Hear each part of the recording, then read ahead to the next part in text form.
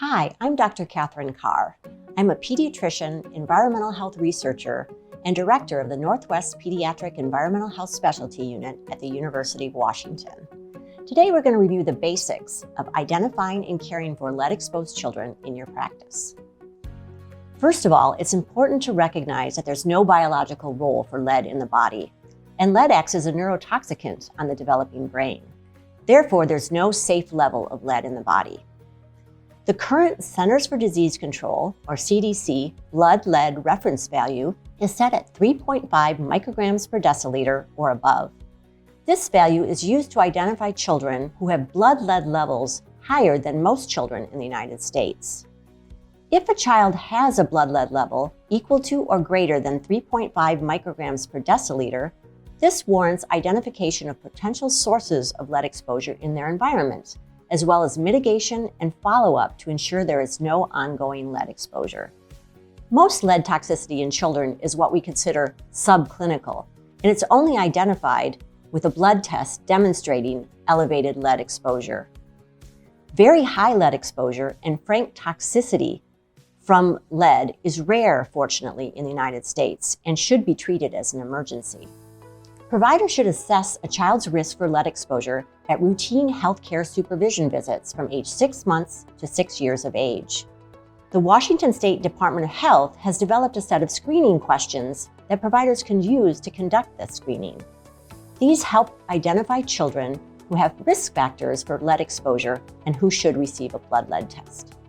It's important to know that federal law mandates that any child on Medicaid insurance, or Apple Health here in Washington State, should have a blood lead test at 12 and 24 months of age, whether or not they have risk factors for lead exposure.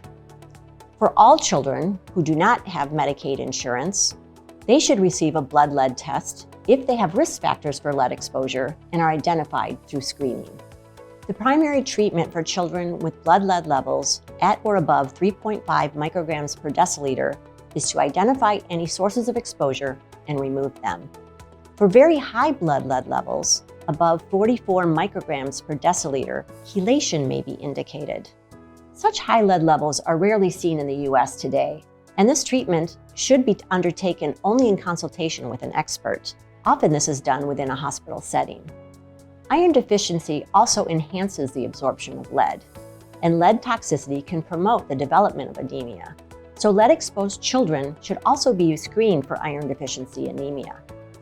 Children with lead levels at or above 3.5 micrograms per deciliter should also have serial blood lead tests to ensure that their levels are trending down over time. In Washington, all children with a blood lead level at 5 micrograms per deciliter or above automatically qualify for early intervention services, such as Birth to 3 programs.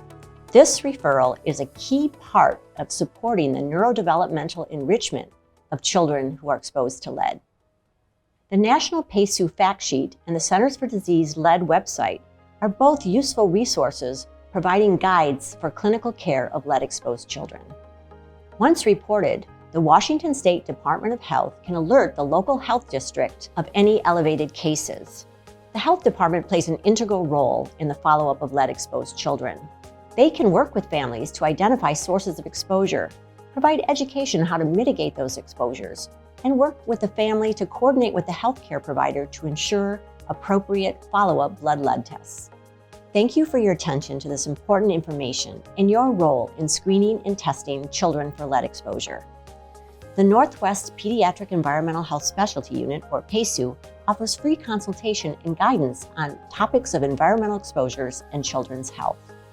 For more information on these topics, scan the QR code. Thank you.